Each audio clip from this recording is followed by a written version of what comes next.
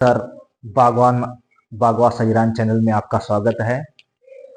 आज हम बिजोलिया किसान आंदोलन के बारे में बात करेंगे, जो भारत का प्रथम किसान आंदोलन भी कहा जाता है। उसे राजस्थान का प्रथम किसान आंदोलन कहा जाता है, जो कि 44 वर्ष तक चला। अगर राजस्थान में बात करें तो श्री विजय सिंह पथिक को किसान आंदोलन का जनक कहा जाता है। तो बिजोलिया किसान आंदोलन जो कि 44 साल तक चला, जो कि अहिंसात्मक तरीकों से चला। अगर हम बिजोलिया की बात करें तो बिजोलिया है वो भीलवाड़ा में है। बिजोलिया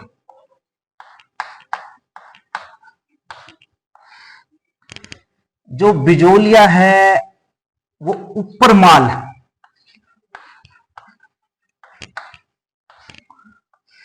माल जागीर का हम मुख्यालय भी कह सकते हैं और इसे सदर मुकाम भी कह सकते हैं। जो ऊपर माल की जागीर थी,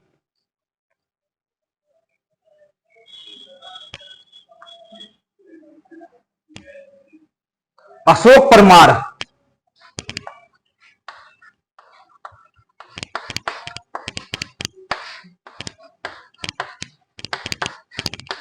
परमार जो कि जगनेर भरतपुर के निवासी थे,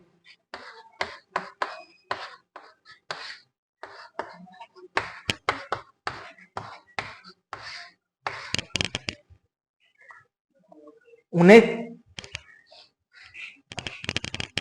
राणा सांगा ने, जो मेवाड़ के राजा थे राणा सांगा, 1527 में खानवा के युद्ध के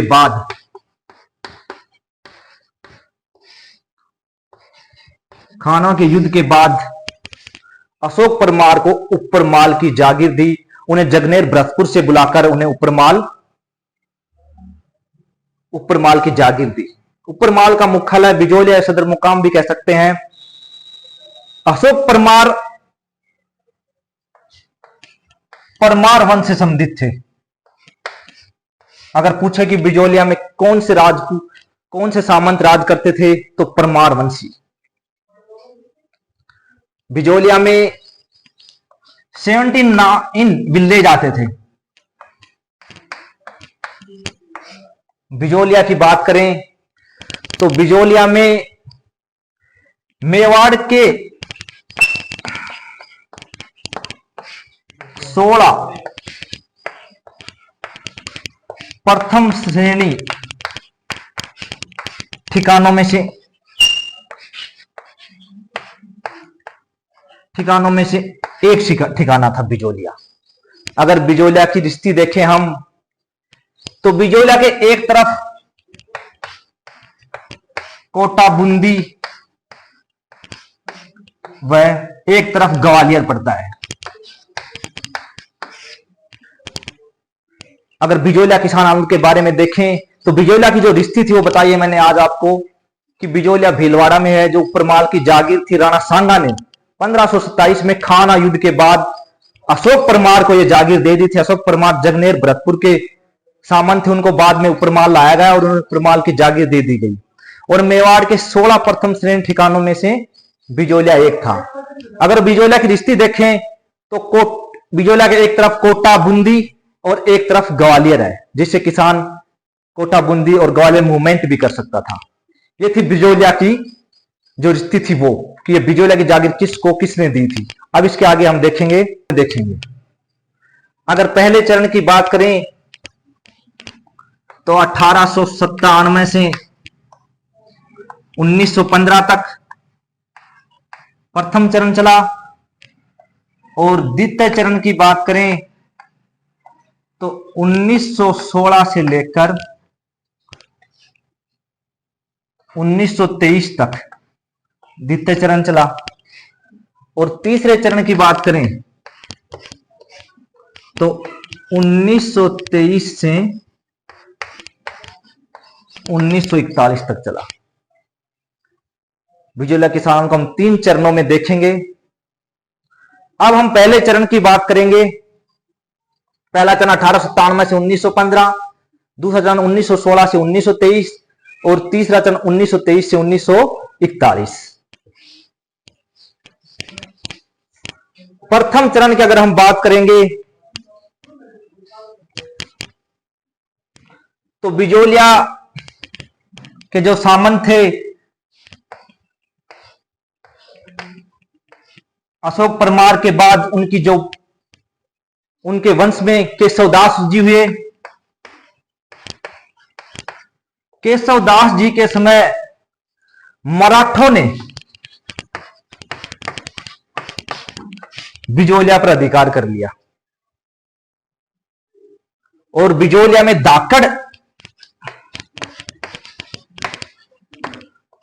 दाखड़ जाति के किसान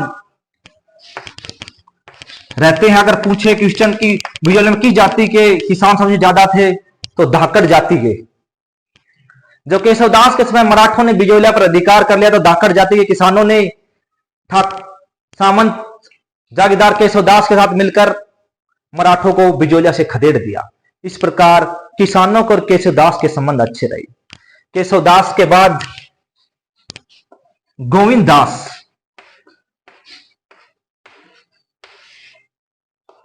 बिजोलिया के सामंत बने। गोविंद दास के समय भी बिजोलिया के किसानों और सामंत के संबंध अच्छे रहे। अगर सामंत खराब होने की बात देखें तो 1894 में जागीरदार गोविंद सिंह की देहांत के बाद कृष्ण सिंह बिजोलिया के सामंत बने। कृष्ण सिंह के समय किसानों के और कृष्ण सिंह के संबंध खराब हो गए। इन संबंध खराब होने जो इनके संबंध खराब होने हुए थे उसके कुछ कारण थे। तो सामंत कृष्ण सिंह के समय बिजोलिया में 84 प्रकार के कर लिए जाते थे। बिजोलिया किसान आंदोलन कृष्ण सिंह के समय किसानों के और वहां के सामंत के संबंध खराब होने का प्रथम कारण 84 प्रकार के कर थे। बेगार ली जा रही थी।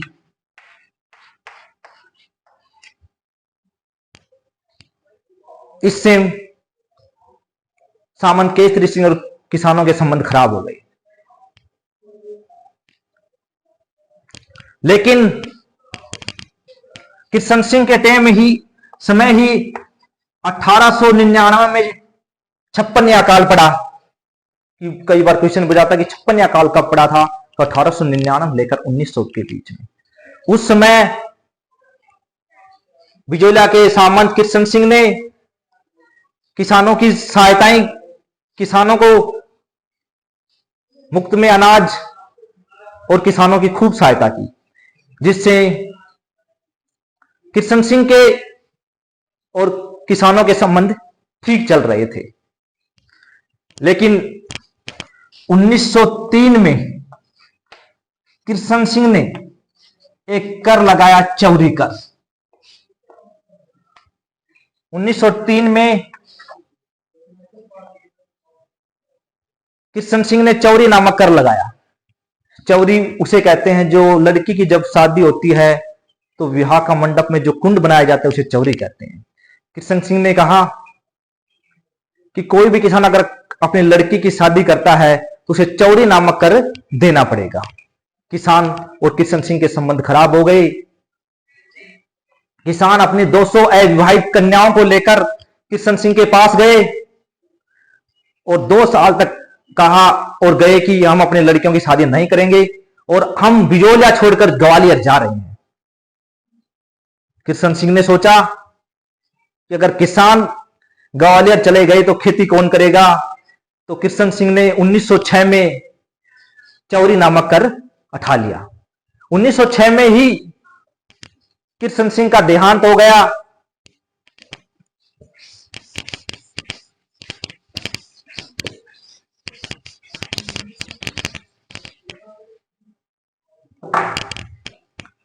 कृष्ण सिंह के बाद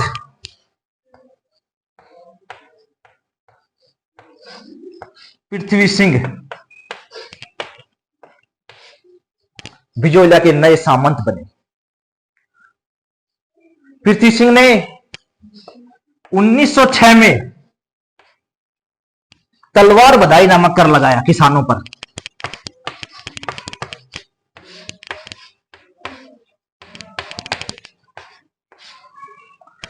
पृथ्वी सिंह ने 1906 में किसानों पर तलवार बधाई नामक कर लगाया।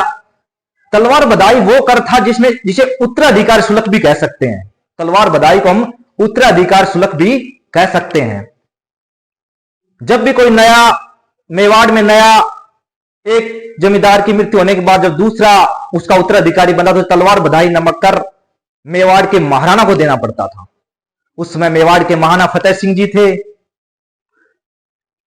तलवार बधाई कर जो पृथ्वी सिंह मेवाड़ के महाराणा को दिया, वही करों का बोझ किसानों पर डाल दिया, जिससे किसान फिर नाराज हो गए और तलवार बधाई कर का विरोध किया।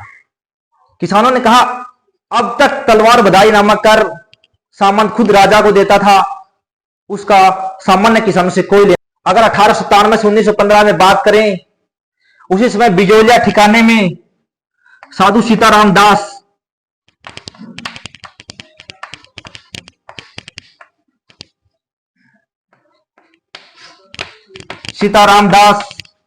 बिजोलिया ठिकाने में पुस्तकालय में नौकरी करते थे। 1894 में गिरधरपुरा गांव में गंगाराम धाकड़ के पिता की मृत्यु होने के पर उस मृत्यु भोज में किसान सम्मिलित हुए थे। उन्होंने बेगार प्रथा और टैक्स के बारे में चर्चाएं की थी।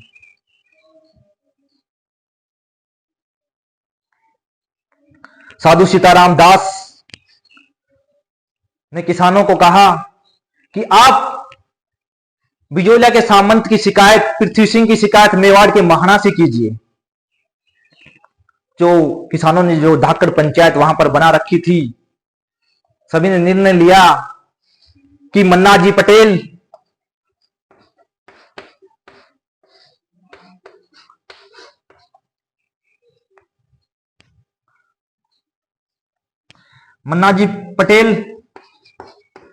और ठाकरी पटेल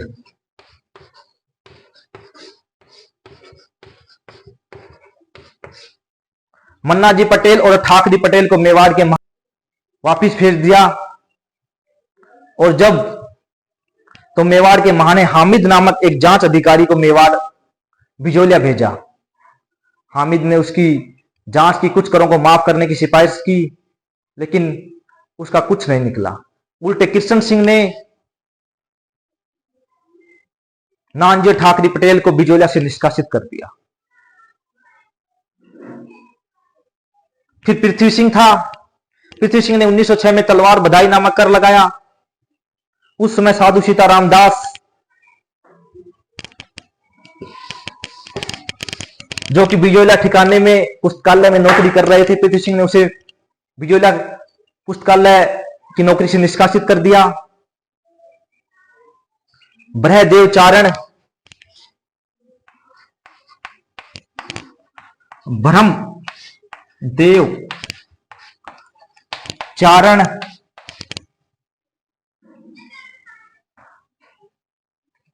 ब्रह्मदेव फतेह करण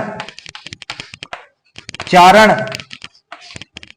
को ठाकुर पृथ्वी सिंह ने बिजोलिया से निष्कासित कर दिया। प्रेमचंद भील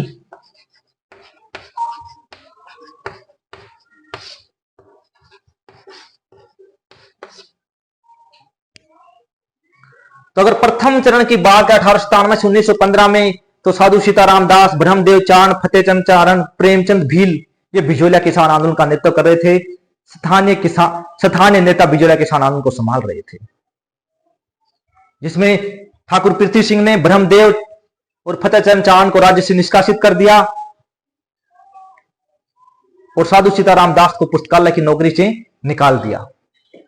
अब हम बिजोलिया किसान आंदोलन का दूसरा चरण देखेंगे।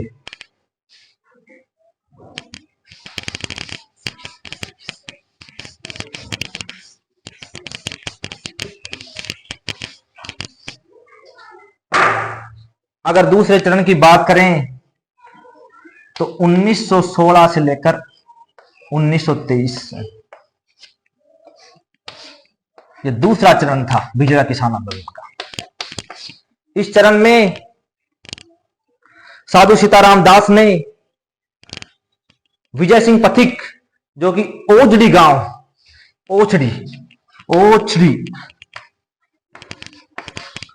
ओछड़ी गांव चित्तौड़गढ़ में विद्या प्रचारणी सभा का जो वार्षिक अधिवेशन हो रहा था, उसमें भाग लेने के लिए साधु सीताराम दास गए, जिसमें विजय सिंह पथिक से उनसे मुलाकात की और किसान आंदोलन में चलने के लिए उन्हें कहा कि आप बिजोलिया किसान आंदोलन का नेतृत्व करिए। विजय सिंह पथिक जी 1916 में बिजोलिया आ गए। बिजोलिया आने के बाद जो किसानों की पंचायत थी,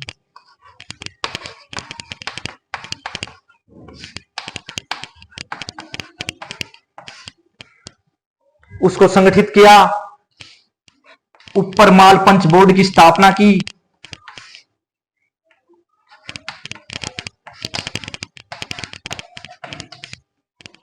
उन्नीस 1917 में हरियाली अमावस के दिन जिसके अध्यक्ष मन्ना जी पटेल को बनाया गया।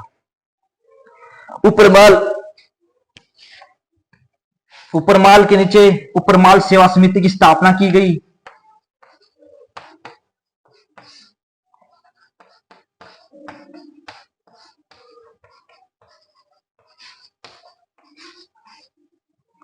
ऊपरमाल सेवा समिति में युवाओं को संगठित किया गया, युवाओं को शामिल किया गया और ऊपरमाल पंच बोर्ड के अंतर्गत ऊपरमाल सेवा समिति के युवाओं को ऊपरमाल का डंका नामक पर्चा दिया गया।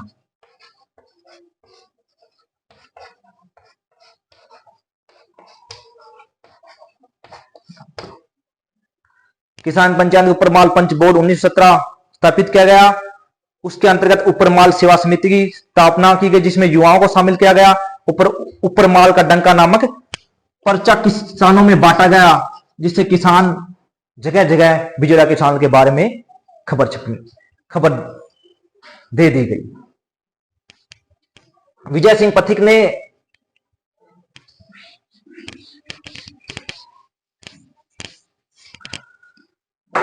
राजस्थान के उस समय दो संगठन थे, राजस्थान सेवा संघ जिसकी स्थापना 1919 में वर्धा में हुई थी, 1920 में उसे अजमेर स्थानांतरण कर दिया गया, उसकी सहायता ली। और राजपुताना मध्य भारत सभा जिसकी स्थापना दिल्ली में जमनालाल बजाज जी ने की थी, उसकी सहायता ली। अगर राजस्थान के दो संगठनों की बात करें तो राजस्थान सेवा संघ और राजपुताना मध्य भारत सभा नामक दो संगठनों की इसमें सहायता ली। बिजोलिया किसान आंदोलन को पूरे भारत में प्रचार करने के लिए विजय सिंह पथिक जी ने समाचार पत्रों का भी सहयोग लिया, जिसमें प्रताप नामक समाचार पत्र जो कानपुर से प्रकाशित होता था, जिसमें विजय सिंह पथिक ने किसानों की ओर से प्रताप नामक समाचार पत्र जो गणेश शंकर विद्यार्थी जी संपादन करते थे, किसानों की ओर से चांदी की राखी भेजी। इस प्रकार कानपुर से प्रताप नामक समाचार पत्र में खबर छपने लगी। पूना से बाल गंगाधर तिलक जी का मराठा में बिजोलिया किसान आंदोलन की खबर छपने लगी। प्रयाग से अभ्युदय नामक अखबार में बिजोलिया किसान आंदोलन की खबर छपने लगी। कलकत्ता से भारत मित्र नामक अखबार में बिजोलिया किसान आंदोलन की खबरें छपने लगी। राजस्थान केसरी नामक अखबार में भी बिजोलिया किसान आंदोलन की खबरें छपने लगी। इस प्रकार संपूर्ण भारत में बिजोलिया किसान आंदोलन की खबरें जाने लगी। अगर हम देखें उसी समय विजय सिंह पथिक जी ने कांग्रेस का जो 1919 में अमृतसर अधिवेशन चल रहा था उसमें भाग लिया। कांग्रेस के जो इंडियन नेशनल कांग्रेस का जो अमृतसर में अधिवेशन चल रहा था उसमें विजय सिंह पथिक ने भाग लिया, जिसमें बिजोलिया किसान आंदोलन संबंधी प्रस्ताव बाल गंगाधर तिलक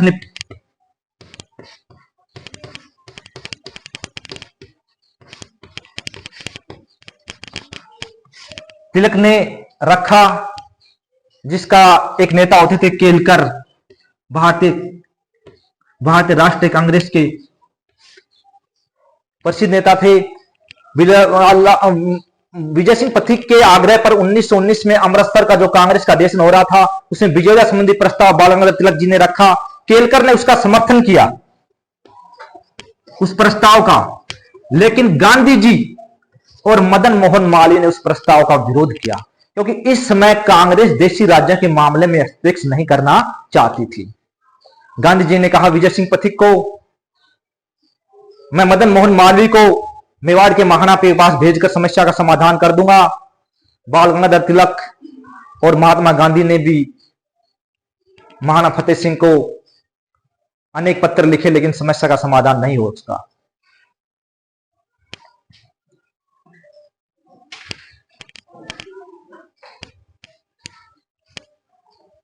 उन्नीस सौ 20 में इंडियन नेशनल कांग्रेस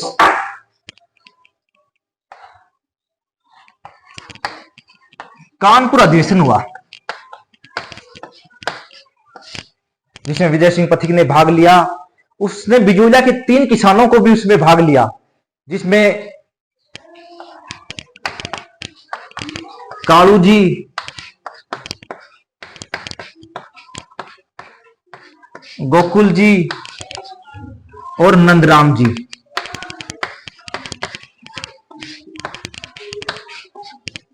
कालू जी, गोकुल जी, नंदराम जी, जिन्होंने बिजोलिया किसान आंदोलन में